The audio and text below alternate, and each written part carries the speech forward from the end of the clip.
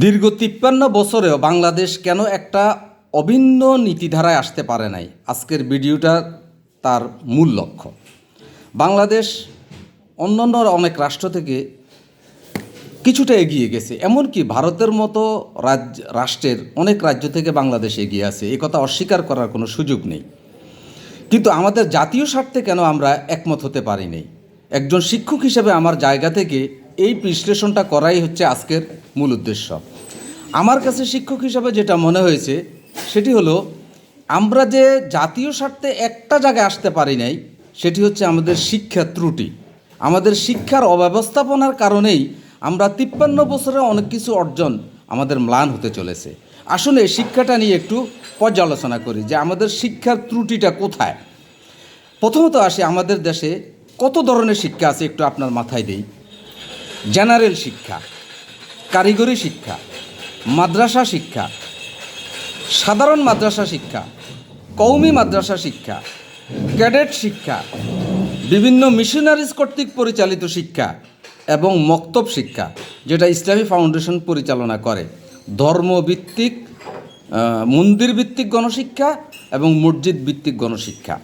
আমার প্রশ্ন হলো, আপনার সন্তানকে আপনি যদি জীবনের শুরুতেই এত ভাগে বিভক্ত করেন, এত ধরনের শিক্ষা তার মাথায় দেন, তাহলে এই জাতি যে শিক্ষা অর্জন করে পাগল হয়ে আপনাকে পিটানো শুরু করে না, আমি মনে করি সেটাও আমাদের জন্য একটা ভাগ্যের বিষয়।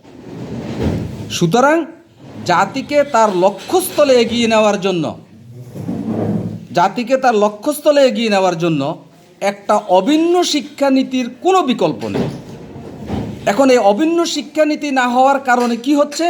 বিশ্ববিদ্যালয়ের সবচেয়ে মেধাবী স্টুডেন্টটা সে পুলিশে চলে যাচ্ছে। কারণটা কি? ওখানে টাকা আছে, ঘুষ আছে, সে ভ্যাট ট্যাক্সে চলে যাচ্ছে, সে ফরেন ম্যাজিস্ট্রেটে চলে যাচ্ছে। অথচ সবচেয়ে মেধাবী ছাত্রটা আসার দরকার ছিল শিক্ষা ক্যাডারে। যদি আপনি শিক্ষার ঘরটাকে সাজাতে না পারেন, আপনার রাষ্ট্রের কোনো ঘরকে আপনি সাজাতে পারবেন না।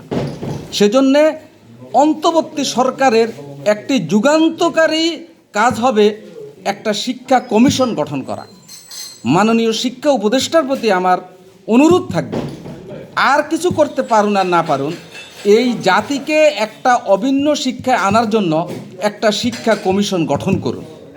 যেই শিক্ষা কমিশন মধ্য দিয়ে আমাদের প্রাথমিক পর্যায়ের ধর্ম বর্ণ নির্বিশেষে সকলের একটা শিক্ষা হবে। একেবারে সকল ধর্মের প্রতি শ্রদ্ধা রেখে, সকল ধর্মের প্রতি সম্মান রেখে আমাদের শিক্ষা কারিকুলামটা এমনভাবে সাজাতে হবে যে প্রাথমিক থেকে শুরু করে প্রাথমিক শিক্ষাটা সকল ব্যক্তির একরকম হবে। যদি আমরা এটা করতে পারি, আমার মনে হচ্ছে এই জাতি এই লাঠিসোঁটা নিয়ে আর বের হবে না। এই লাঠিসোঁটা নিয়ে মানুষ পিটিয়ে মেরে ফেলবে না, কারণ তার ভিতরে এখন মনুষ্যত্বের চেয়ে পশুত্বের শক্তি বেশি কাজ করে। আর এই পশুত্ব শক্তির কারণে সে মানুষ হয়েও পশুর রূপ ধারণ করছে, যেটা কোরআন শরীফে বলা হয়েছে, উলাইকা কাল আনআম বালহুম আদাল উলাইকা হুমুল গাফিলুন। হে রাসূল, এরা তো মানুষ না, এরা পশু। এরা পশুও না, এরা পশুর চেয়ে নিকৃষ্ট, কিন্তু তারা তা জানে না। শুধুমাত্র কেন? এই শিক্ষা না থাকার কারণে। এবং কোরআন শরীফের প্রথম আয়াতটা হচ্ছে, ইকরা বিসমি রাব্বিকাল্লাযী খালাক। হে রাসূল, আপনি পড়ুন আপনার রবের নামে। সুতরাং প্রত্যেকটা ধর্মই কোনো না কোনোভাবে রবকে ডাকতে বলছে। কেউ ঈশ্বর বলে, কেউ গড বলে, কেউ আল্লাহ বলে, যে যা বলে বলুক, কিন্তু সকলের ধর্মের প্রতি শিক্ষা রেখে আমরা একটা শিক্ষা কমিশন হওয়া দরকার। আপনি বলুন, প্রাথমিক শিক্ষাটাই হচ্ছে আমাদের মূল ভিত্তি। আমি এখনও আমার প্রাথমিক শিক্ষকদেরকে দেখলে তাদেরকে পা ছুঁয়ে সালাম করি, অথচ আমি দেখি ওই প্রাথমিক শিক্ষকের বেতন হচ্ছে মাত্র 10,000, 15,000, 20,000 টাকা। তাহলে কেন বিশ্ববিদ্যালয়ে মেধাবী ছাত্রটা শিক্ষা ক্যাডারে আসবে, যেখানে তার নুন আনতে পান্তা পুরাবে? তার যদি মৌলিক চাহিদাটা না মিটে, তাহলে তো কোনো দিনে ভালো স্টুডেন্টটাকে আপনি শিক্ষার ক্যাডারে আনতে পারবেন না।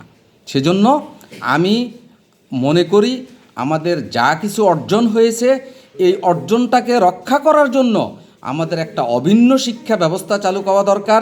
শিক্ষা কমিশন অচিরেই গঠন করা দরকার।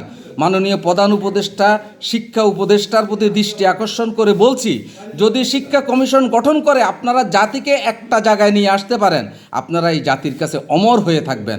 ধন্যবাদ। আসসালামু আলাইকুম রহমতুল্লাহ।